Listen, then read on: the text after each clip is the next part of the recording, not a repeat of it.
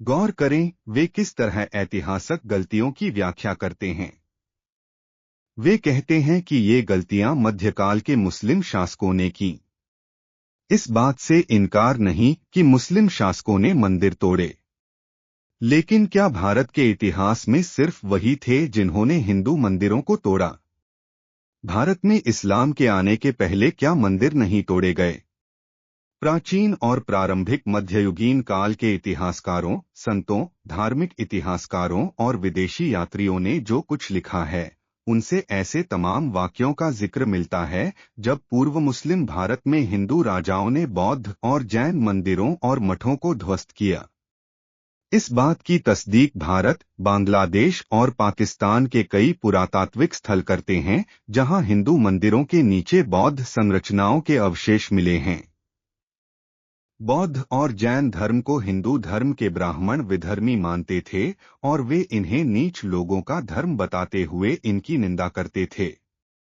मौर्य सम्राट अशोक के दौरान बौद्ध दूर दूर तक फैला और इस कारण बौद्धों के प्रति ब्राह्मणवादी ताकतों में शत्रुता का भाव गहराया और यही भाव बौद्धों के व्यापक उत्पीड़न और उनके मंदिरों और मठों को तोड़ने और अपवित्र करने में अभिव्यक्त हुआ, और यह सब मौर्य काल के बाद भी सदियों तक चलता रहा। कहा जाता है कि मौर्यों के बाद सत्ता संभालने वाले शुंग वंश के राजा पुष्यमित्र ने कई बौद्ध मठों को नष्ट किया और उसके समय में बड़ी संख्या में बौद्ध भिक्षुओं की हत्या हुई। राजतरंगिणी के अनुसार कश्मीर पर शासन करने वाले अशोक के वंश के एक शैव शासक ने वहां बौद्ध मठों को नष्ट कर दिया था।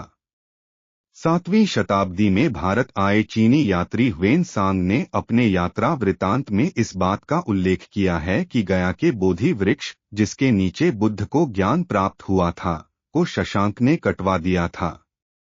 जाने माने समाजशास्त्री गेल ओम्बेट ने अपनी पुस्तक बुद्धिज्म इन इंडिया में लिखा है, हमारे सामने अजीब स्थिति है जहां सहिष्णुता का दावा करने वाला हिंदुत्व बौद्ध धर्म को जगह देने को तैयार नहीं।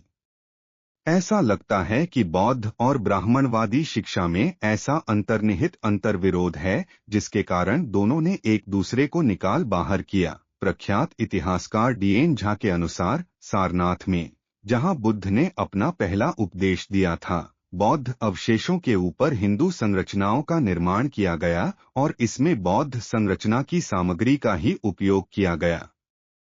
सारनाथ वाराणसी से मुश्किल से 15 किलोमीटर दूर है। ज्ञानवापी मस्जिद में शिवलिंग मिलने के साथ मस्जिद पर दावा करने वाले हिंदू पुनरुत्थानवादियों को कैसा लगेगा अगर बौद्ध सारनाथ में हिंदू संरचनाओं को नष्ट करने और अपने पवित्र स्थल को उसकी मूल वास्तुकला में बहाल करने की मांग करना शुरू कर दें। डीएन झा के मुताबिक यह दिखाने को सबूत हैं कि मथुरा में भूतेश्वर और गोकर्णेश्वर मंदिर बौद्ध स्थलों पर बनाए गए थे।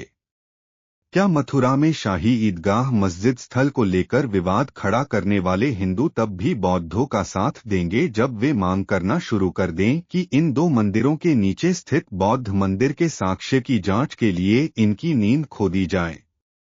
साफ है कि हिंदू पुनरुत्थानवादी पूर्वाग्रह और पक्षपात के साथ एक छोटे से कालखंड की ही ऐतिहासिक गलतियों की बात कर रहे हैं। मेरा ऐसा कहने का कतई यह मतलब नहीं है कि हम ऐतिहासिक गलतियों का हिसाब किताब करने के दायरे को बढ़ाते हुए इसमें मुसलमानों के आने से पहले के कालखंड को भी शामिल कर दें। मैं केवल यह बताना चाह रहा हूं कि इतिहास एक मधुमक्खी का छत्ता है। यदि आप शहद के लिए उसमें हाथ डालेंगे तो मधुमक्खियां आपको डंक मारेंगी।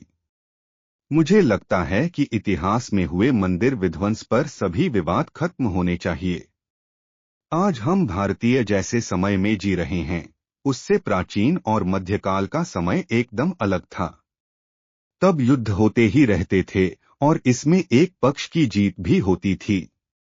तब तमाम राजा ऐसे थे जो जीते हुए इलाके में अपने धर्म को नहीं थोपते थे, लेकिन बहुत ऐसे भी थे जो जीते हुए इलाकों पर अपना धर्म थोप देते थे।